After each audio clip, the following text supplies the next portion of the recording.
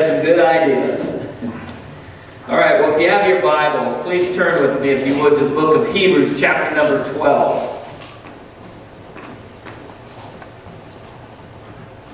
Hebrews, chapter number 12, verses 1 and 2.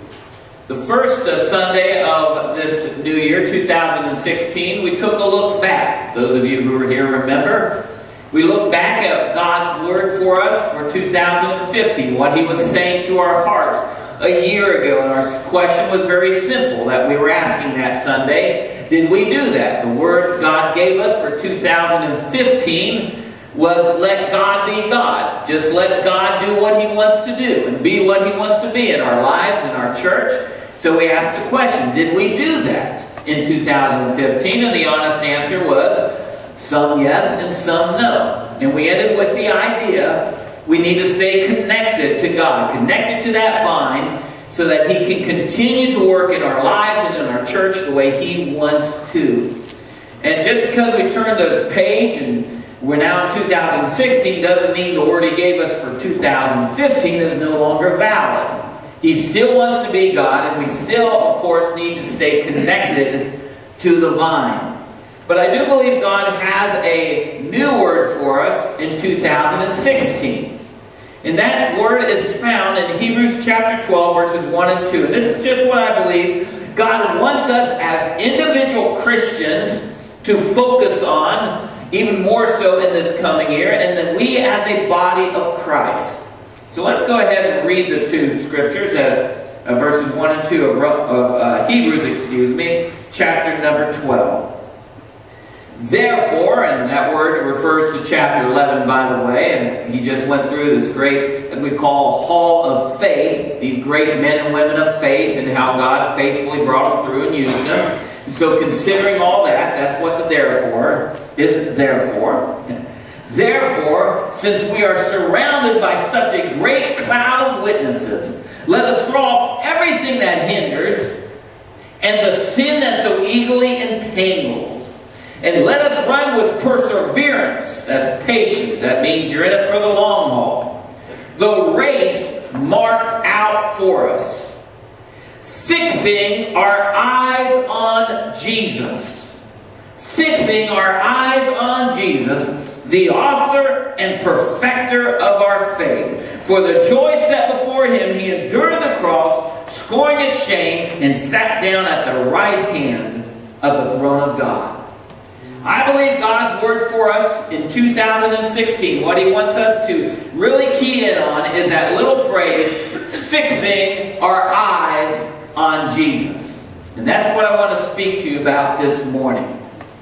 You know, when I was younger and my body was a little younger, I ran everywhere. There was a period in my life when I was 13, 14 years old where I just ran. Whenever I needed to be somewhere, I would run there.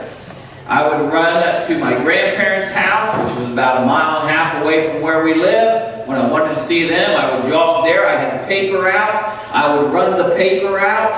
I would run to the tennis courts. When I wanted to play tennis, I'd go ahead and jog there. And so I just ran everywhere. I don't know why.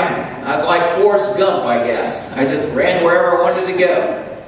And I enjoyed the running. I enjoyed being in shape. But one thing I learned very quickly, and you may want to write this truth down. It's really a breakthrough here. I learned very quickly that when you run, you get tired. How about that? When you run, you get tired. My lungs would burn as I begin to strain for air. My legs would get rubbery and weak, and your body would just begin to get weary. And I learned when you run, you get tired, and when you get tired, you feel like not running anymore, right? Boy, you got a smart pastor here, right?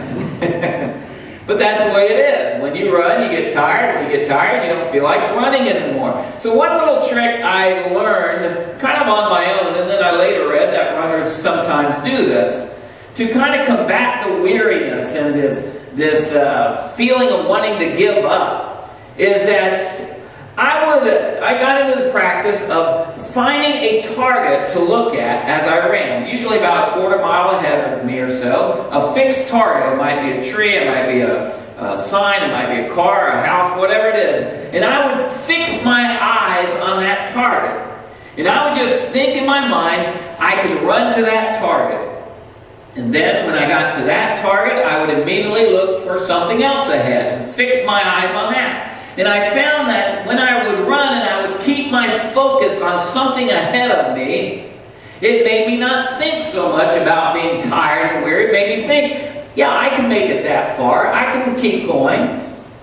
But I found that if I didn't do that, I just kind of was thinking about how long I got to go before I get there or other things, that I would just focus on how tired and weary I was. But if I ran with my eyes fixed on a target, I focused on that and did not notice the weariness setting in as much and did not feel like giving up.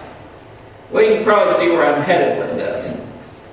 The writer describes our relationship with God in terms of a race. That's what he says here when he says, let us run with perseverance the race marked out before us. And so he describes our walk with God, if you will, our relationship with the Lord, as a race. Now, may I point out that this race is not a sprint. Some people treat it like that. They get all excited for 2 or 3 weeks, and they're in every service, and they're all excited about this, that, or the other, and then 3 months later, you can't get them back in church. They just treat it like a sprint, like a 100-yard dash. That's not the race. It's a marathon. We're in it for the long haul. That's why he said with perseverance. I mean, God doesn't give up on you in the short term, and he doesn't want you to give up on him. We're in this marathon with God. It lasts a lifetime. And as Christians, we get weary in this race from time to time. I mean, we can be honest. We get weary. We get discouraged. Because we're occupants in this fallen world. Even though we're not of the world and we're redeemed, we're still in this world. As I tend to say, we still have a fallen body. We're still in a fallen world, around fallen people. Things happen, and life can get weary at times. Sicknesses and illnesses that just keep dragging on and on can sap you of your resolve. Financial strain can really weigh heavy on your mind and bring discouragement, relational troubles, personal issues. The list could go on, but all of these types of things can make us grow weary in this race. It can sap us of our strength and our resolve to continue and bring discouragement. And then along with all the discouraging type things like I mentioned, we can also get easily distracted. We can get distracted by the glitz and glitter of the world, or by the sin that so eagerly entangles us, the allure of sin. We can get it, the pull of the temporal that's all around us, and we give up the eternal for the temporal. And so what the Bible tells us to do to make sure we persevere, to make sure we continue on in this race, is we are to fix our eyes on Jesus. Fix our eyes on Jesus. Put our sole attention upon him. The one who started our faith, he will complete our faith if we'll let him. And as I said, I believe this is God's word for us in 2016. For this church and for us as individual Christians. Fix our eyes on Jesus. No matter what happens in 2016. And already this year we've had tragedy happen in our midst. We don't know what else is going to happen. But no matter what 2016 brings, fix our eyes on Jesus. Keep our focus on him. No matter what triumphs we may experience, we don't get all puffed up with pride. We fix our eyes on Jesus. No matter what heartaches or difficulties we may encounter, we don't get discouraged. We fix our eyes on Jesus. Whether 2016 brings valleys or mountains, good times or bads, good days, bad days, whether we agree, disagree, tragedy, triumph, all of that secondary. All of that bows in submission, all of that is filtered through Jesus Christ because we keep our eyes fixed on him. What does it mean to fix our eyes on Jesus? Our agenda must be Christ's agenda, not ours. We fix our eyes on Him. Our power must be Christ's power, not ours. We fix our eyes on Him. Our passions and our loves must be Christ's passion, His loves, because we fix our eyes on Him. To fix our eyes on Jesus is to let Him control us. Let Him continually fill us. Let Him lead us step by step, day by day, moment by moment, all through 2016. And so it's a very simple word, but very powerful. Fix our eyes on Jesus. Not on the trials, not on the problems, not on the blessings or the trappings of this world, not on what we want or our personal preferences, not on our hurts and wounds and who does what to us. We fix our eyes on Jesus. So I want to break this down in a practical way. And I want to look at this in two ways. Personally, what does it mean as a Christian to fix my eyes on Jesus? And then corporately, as a church, what does it mean?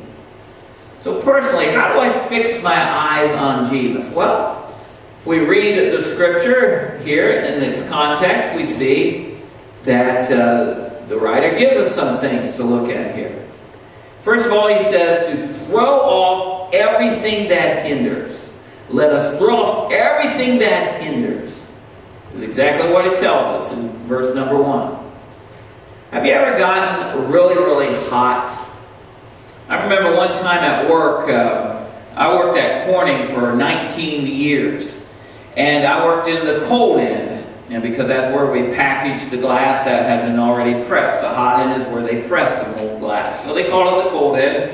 And during the winter, it literally lived up to its name, because they would open up these big old train doors, dock doors, and this train would pull in and make like a wind tunnel. All this cold air would come pouring into the cold end.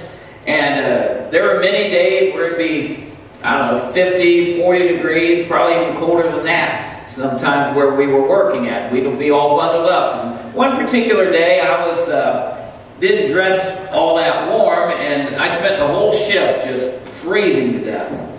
And so the next day I thought, I'm not going to let that happen. I dressed as warm as I could. I had this, at the time I had this 100% wool heavy sweater. And boy, that thing kept me warm. So I put that on and dressed real warm.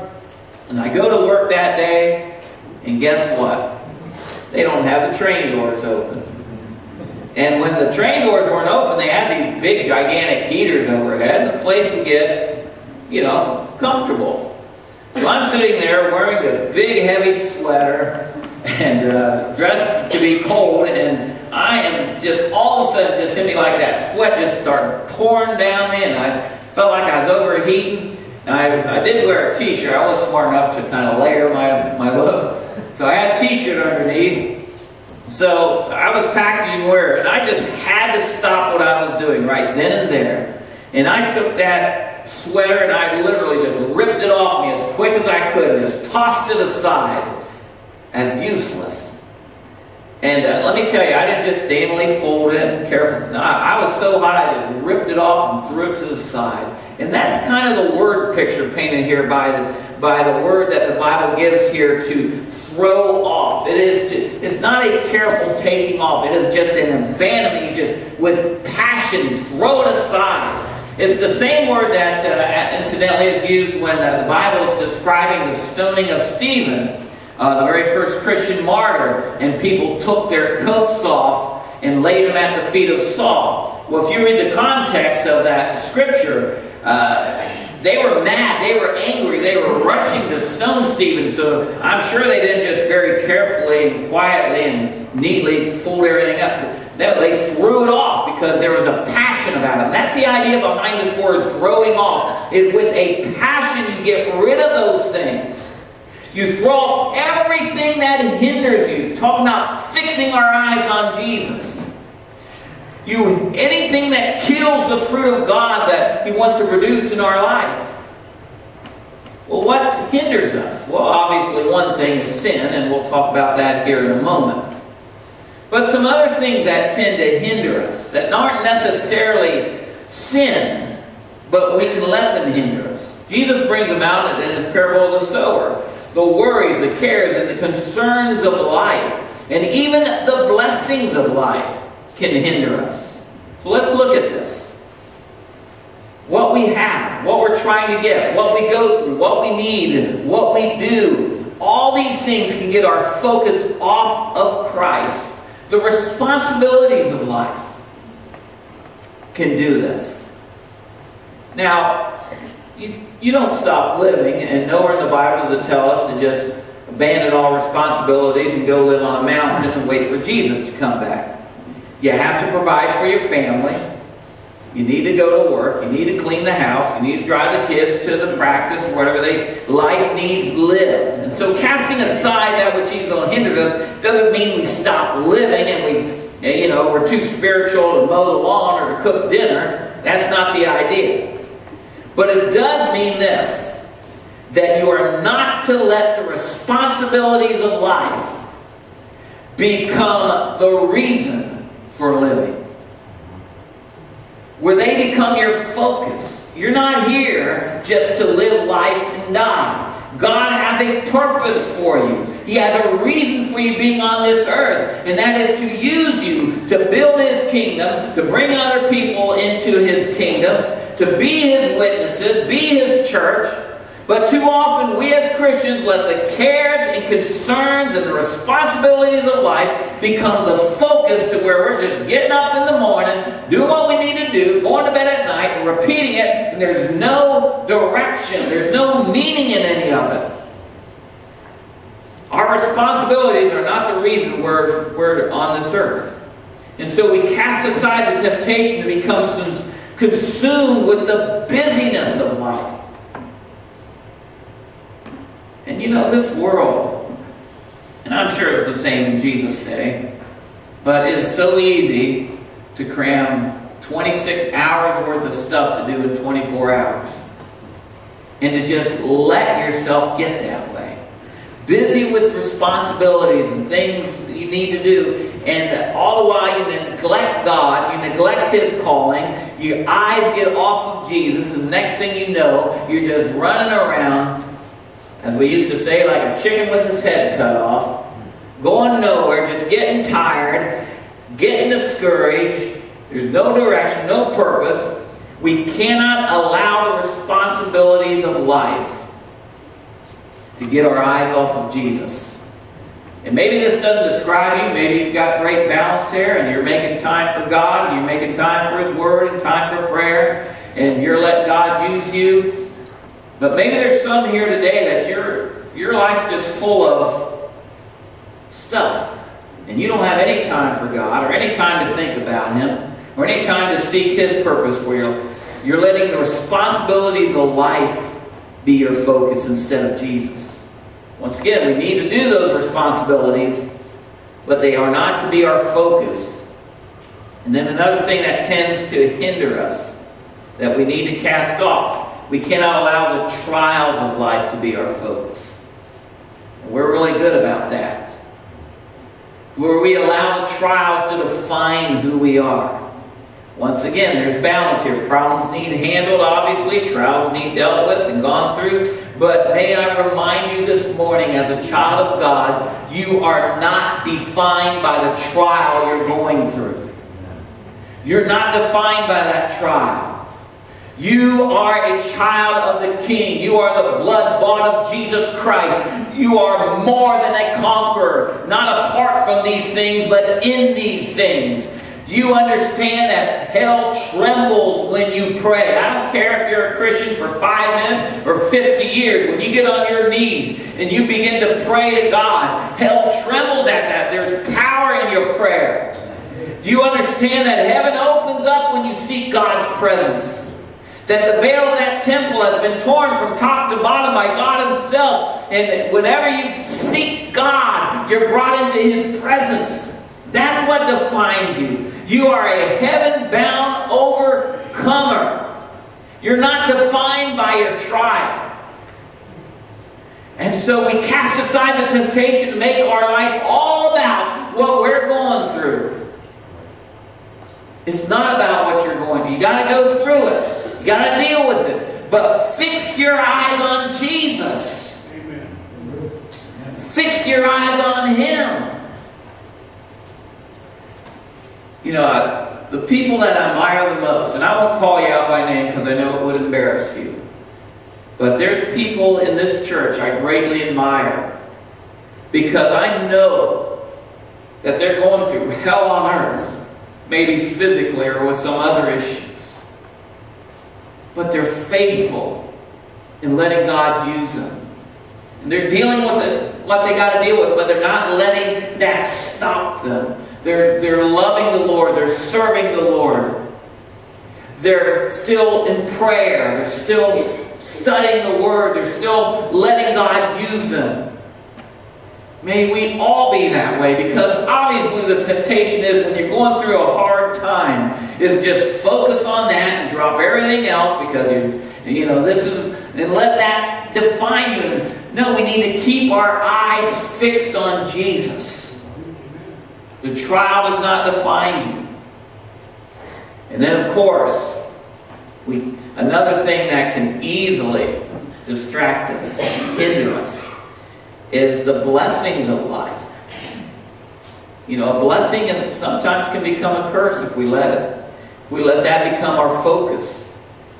To where the purpose of our life is to get more of what we think we want. Our priorities get out of whack. Life's about getting what's bigger and better and nicer and neater and what's easiest for me, and we find ourselves centering our life around what is temporary instead of what is eternal. And so what we do here, it says, let's throw off everything that hinders us. Is we need to fix our eyes on Jesus. We need to run with perseverance, and so these things, whether they be blessings, whether they be the trials of life, whether it be the responsibilities of life, we will not let these things hinder us. We're going to cast them aside with a passion and fix our eyes on Jesus. And yes, we'll deal with the issues of life, and we'll fulfill the responsibilities of life, and we'll enjoy the blessings of life, but that's not our reason for being here. Our reason for being here is Jesus. And we fix our eyes on Him.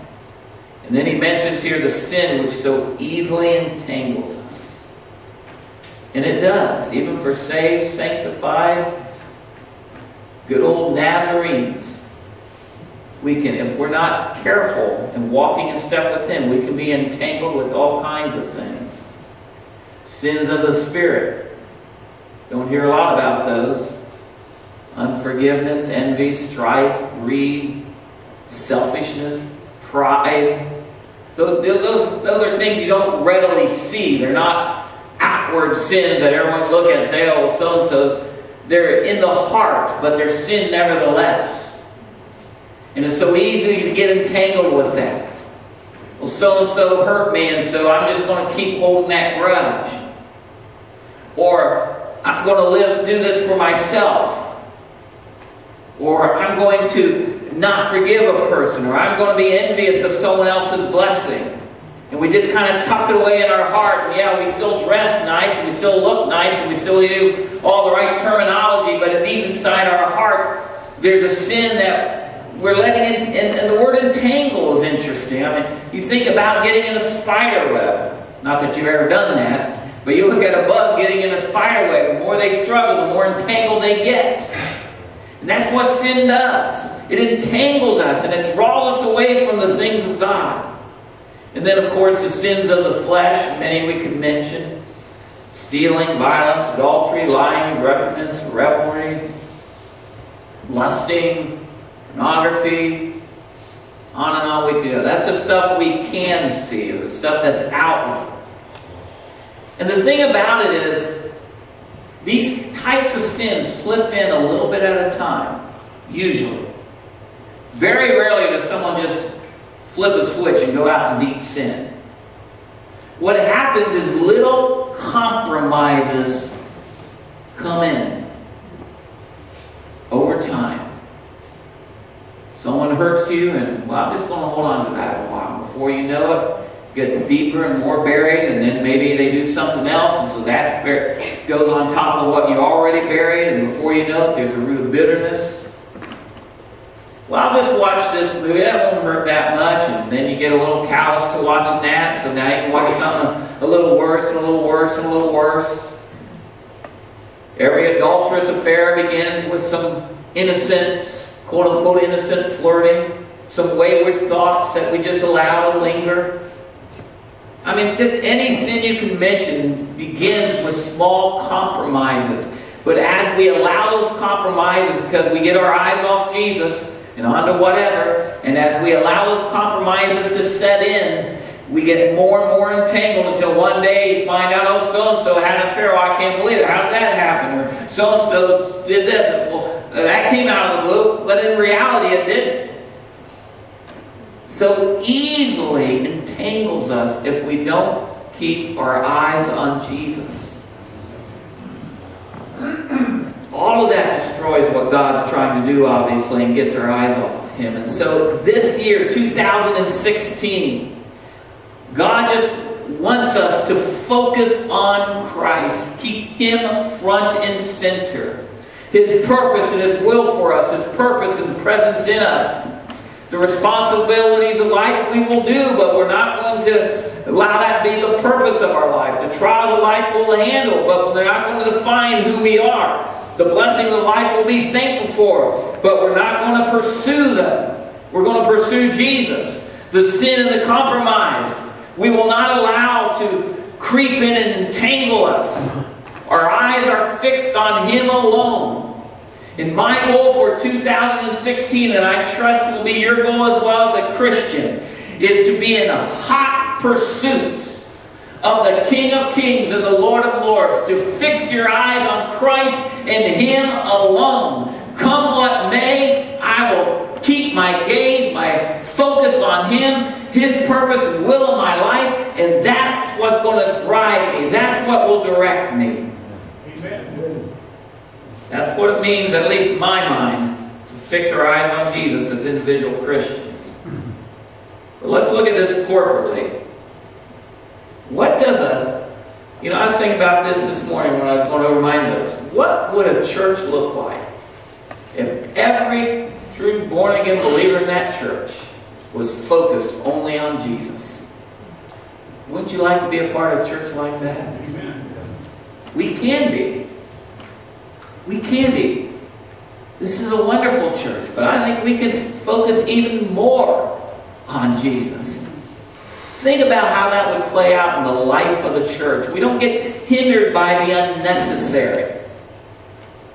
We don't get all wrapped up in the inconsequential or the temporal issues of the day. In a church that has their eyes focused on Jesus alone, when someone hurts another, that happens. Anytime you get more than two people in a room, it happens.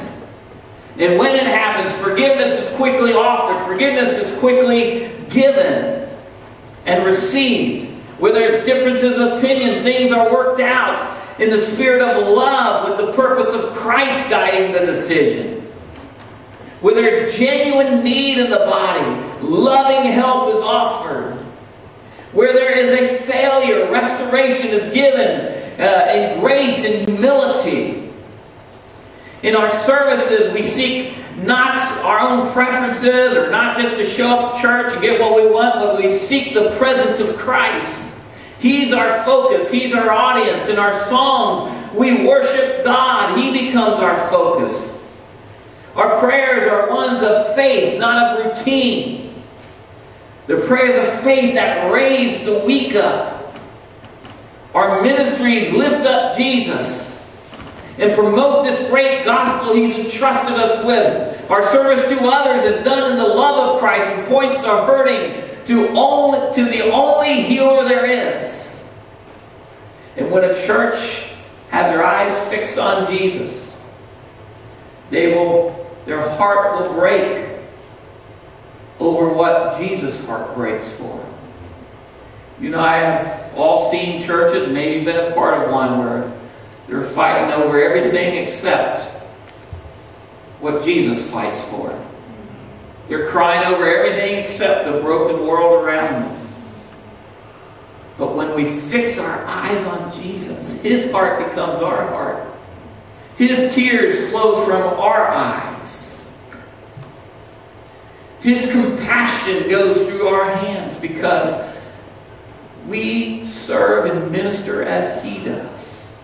We are His body, are we not?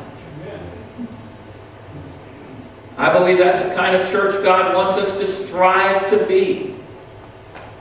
So as a church, we stay determined to seek Christ alone. We walk in step with Him. We do what He tells us to do. We love who He tells us to love, and give what He tells us to give, and serve as He tells us to serve. Walking in step with Him. Remembering that He is the head, not the pastor, not any particular people. Christ is the head. We are the body, and so we just keep under His control and let Him use us.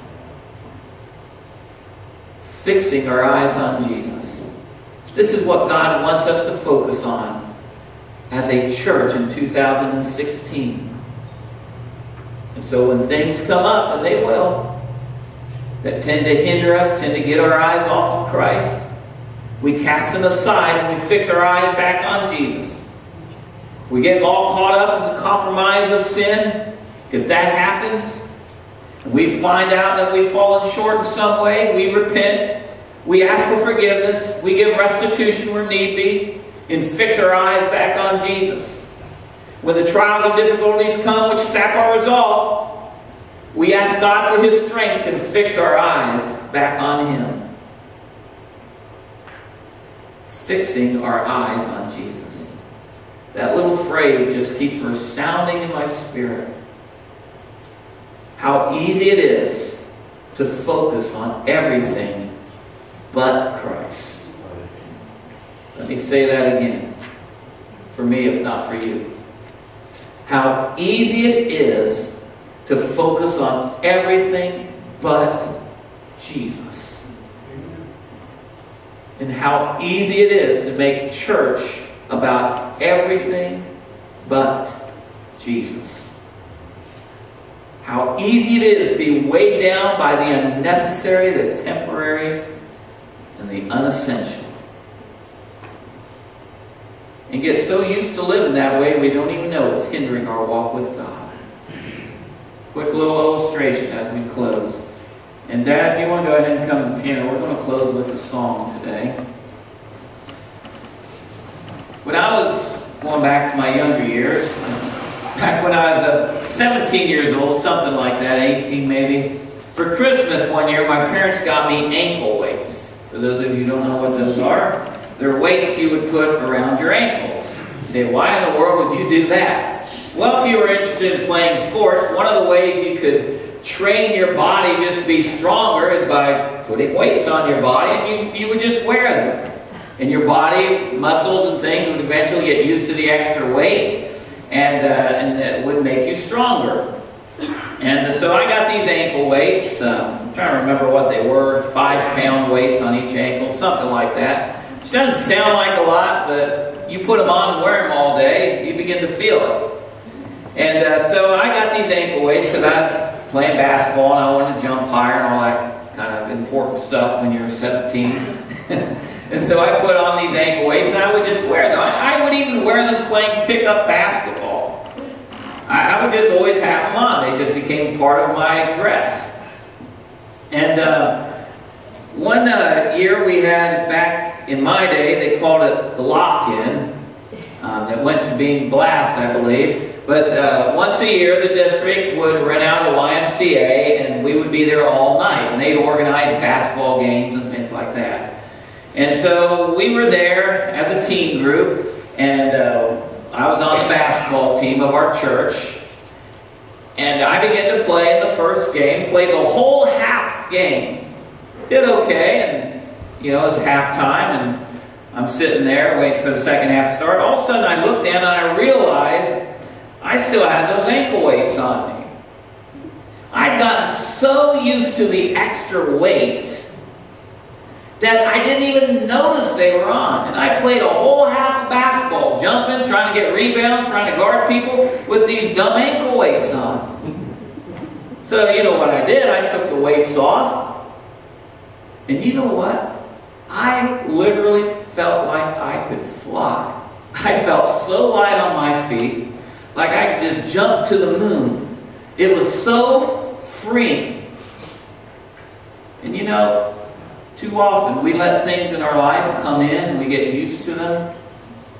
They hinder us. We get used to the lack of prayer. We get used to having our eyes fixed on other stuff. We get used to not being in the Word. We get used to just being consumed with pursuing stuff or the responsibilities of life. Or we get used to just always being consumed with the trial we're going through. And we don't even realize how much it's weighing us down. It's like those ankle weights. What I believe God's encouraging us to do is let's take the ankle weights off. All those things that hinder us. The sin that so easily entangles, let's just cast them aside, toss them aside with a vigor, with a passion. And let's fix our eyes on Jesus. Let's make our relationship with Jesus paramount in our life. Let's make His plan and purpose what we pursue. And I believe we will experience a freedom. A freedom we don't even know either. Because we got so used to being weighed down with all this other stuff. Fix our eyes on Jesus. Whatever 2016 brings, we're not going to let it hinder us. We're not going to let it entangle us. We're going to fix our eyes on Christ.